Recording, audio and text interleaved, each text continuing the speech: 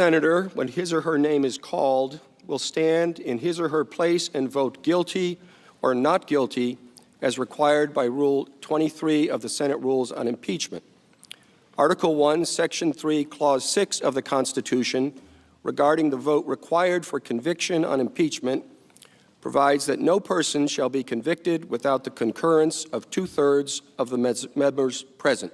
Welcome to Dr. John Podcast. The phone call happened at 2 a.m. Speaker Mike Johnson, desperate, begging. He laid out the math, the polls, the quiet resignations being drafted in the Freedom Caucus. He told Donald Trump the truth. Deeply divided moment playing out in American history as we come on the air. President Trump has just been impeached on both Article 1, abuse of power, and on Article 2, obstruction of Congress. The votes down party lines as predicted. And all day long here, we've been watching the short bursts of anger, the closing arguments from both sides. Resign now, control the narrative, save the party. Trump's response? Absolute refusal. Not just a no, but a declaration of war. Within hours, Truth Social lit up with a post that has already racked up tens of millions of views. I won't quit. Rhinos will regret this betrayal. I will fight these traitors to the end. This wasn't a political statement. This was a man choosing to burn his own house down rather than let anyone else take the keys. So here we are, the President of the United States, cornered, defiant, daring his own party to remove him by force. And Washington is in full-blown meltdown mode because the machinery of impeachment is already moving. In 3 days, the full House will vote. And what was supposed to be a formality has now become the ugliest, most divisive vote in American history. But before we get to the vote, you need to understand what's happening in the streets. The protests have exploded to over 300,000 people. And this isn't the Women's March. This isn't a peaceful rally with signs and chants. This is confrontational. This is aggressive. Over 50 police officers injured. Federal buildings targeted. ICE facilities vandalized. Governors are activating the National Guard. The federal government is scrambling to prevent a repeat of January 6th. Except this time, the fury is coming from the left. They're not protesting policy. They're demanding one thing, Trump's removal. And they've made it clear they're not leaving until it happens. If you think that's intense, wait until you hear about Judge Ma's deadline. Tomorrow, a federal judge has had enough of the administration's stalling. She ordered the release of unedited body camera footage from the Renee Nicole Good shooting. Not the sanitized version the White House released, all of it. If the administration doesn't comply by tomorrow, Ma holds officials in contempt. That means arrests. That means massive fines. That means the federal government sanctioned by the judiciary. And for impeachment managers, that's the smoking gun they've been waiting for. Obstruction, cover-up, proof that the president has something to hide. Now let's talk about the numbers that are terrifying Republicans behind closed doors. Trump's approval rating has crashed to 36%. Let that sink in. Richard Nixon during Watergate bottomed out at 38%. Trump is lower than that, lower than any modern president, and it's still dropping. Every day, new polls show more erosion. Suburban voters are gone. Independents are gone. Moderate Republicans are gone. Even some MAGA loyalists are starting to question whether this is the hill they want to die on. Constituents are flooding congressional offices with a simple message: vote for impeachment or we vote you out. That pressure is real. That pressure is why you're about to see something unprecedented. The Judiciary Committee hearing 2 days ago was devastating. ICE whistleblowers testified that Trump personally ordered aggressive quotas. Video evidence showed agents planting evidence after the shooting. Constitutional scholars made it clear this is impeachable conduct. And when the committee voted, 5 Republicans crossed over. 5, not Democrats, Republicans. In a committee stacked with party loyalists, that was the first crack. That was the warning sign that Trump's grip on his party is gone. Since then, the walls have been closing in. Anonymous sources confirmed Johnson's 2 a.m. call. The speaker showed Trump the math. The resignation threats from 40 Freedom Caucus members, the polling, the betting markets that give Trump a near-zero chance of surviving a Senate trial. Johnson argued that a voluntary resignation would give Trump leverage, a chance to negotiate, maybe even avoid prosecution. But Trump's worldview doesn't allow for retreat. He doesn't cut losses. He doesn't admit defeat. He attacks until his enemies back down. So he attacked Johnson, attacked the Republicans who voted for impeachment, attacked everyone who dared to tell him the truth. But here's what Trump doesn't seem to understand. His base isn't big enough to save him anymore. At 36% approval, he's lost the coalition that carried him in 2024. He's lost the suburban voters. He's lost the independents. He's even lost some of the MAGA faithful who watched the Kennedy Center meltdown and thought, maybe this guy really is unfit. So when Trump calls for his supporters to pressure Republicans, it's not working. The phone calls are coming from the other side now. Constituents demanding impeachment. Donors threatening to cut off funding. Local party chairs warning that defending Trump means losing every swing district in America. This brings us to the 40 Freedom Caucus members who have drafted resignation letters. These are hardcore conservatives, Tea Party types, MAGA loyalists, people who should be Trump's strongest defenders, and they're ready to quit rather than defend him. Why? Because they see what's coming. They see the 36% approval. They see 300,000 protesters in the streets. They see a party being dragged down by a president who won't go quietly. And they're making a calculation. Resign now. Preserve my political future. Come back when this is over. It's the escape hatch. The way to avoid an impossible vote. Because voting yes makes you a traitor to MAGA. Voting no makes you complicit in the cover-up. But resigning, that's taking a stand without taking a side.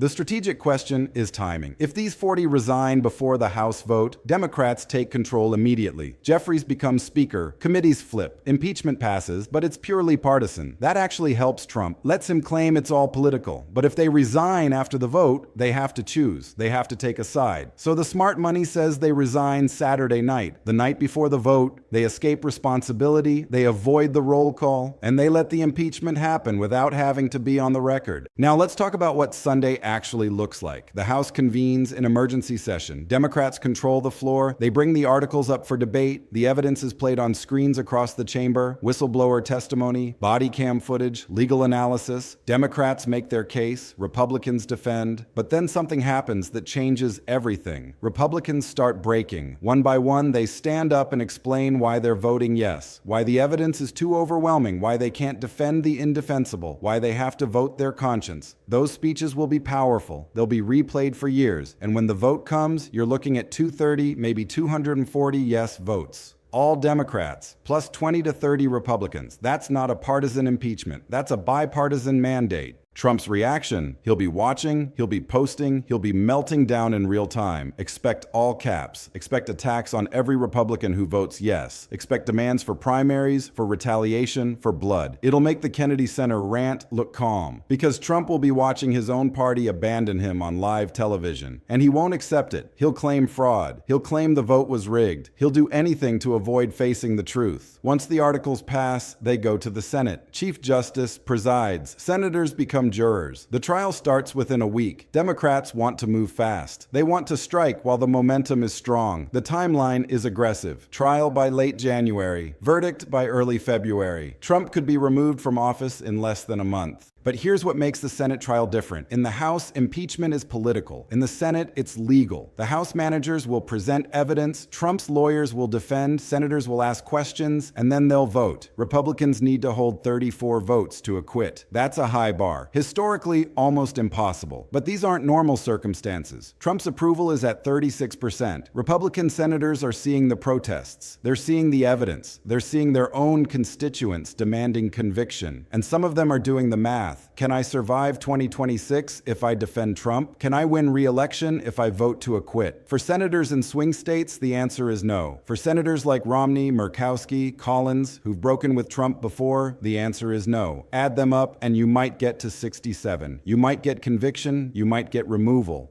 Trump's legal defense is weak. They'll attack the process. They'll claim it's unconstitutional. They'll argue technicalities about what conduct is impeachable. But the evidence is overwhelming. Constitutional scholars have already testified that Trump's actions meet the threshold. The framers designed impeachment for exactly this situation. A president who abuses power, obstructs justice, and then tries to cover it up. So the defense will fail, and conviction becomes likely. There's another path, though, the 25th Amendment. If the cabinet looks at Trump's behavior during the trial, looks at his meltdown posts, looks at his attacks on everyone, and concludes he's mentally unfit, they can remove him before the trial concludes. It would be cleaner, faster, less divisive. Cabinet acts, Congress ratifies, done, Vance becomes president, the Senate trial becomes moot. So watch for cabinet activity, any unusual meetings, any rumors about 25th discussions. That might be the back channel solution Republicans are looking for. The international dimension matters too. Allies are watching. They're seeing a president being impeached. They're seeing 300,000 protesters in the streets. They're questioning whether America is stable, whether we can be trusted. And adversaries are watching too. They see opportunity. They're planning to test American resolve during the transition, to probe for weakness, to create crises while we're distracted. So expect diplomatic challenges, expect military tensions, expect enemies trying to take advantage while our attention is focused inward. And the economy? Markets hate uncertainty. A president being impeached, massive protests, potential violence, that's volatility. That's investors pulling back. That's businesses delaying decisions. That's consumer confidence dropping, all of which makes recession more likely. And economic decline makes Trump even more unpopular, creates even more pressure for removal. So what should you watch for? First, the vote count on Sunday. 20 Republicans? 30? The number tells you how far Trump has fallen. Second, Trump's posts during and after the vote. Does he escalate? Does he threaten violence? Does he incite his supporters? His language matters. Third, resignations. Do those 40 Freedom Caucus members actually quit? If so, when? Fourth, Senate Republican statements after the House vote. Are they open to conviction? Their tone predicts the outcome. Fifth, protests. Do they grow? Do they turn more violent? Protest pressure affects senators. Sixth,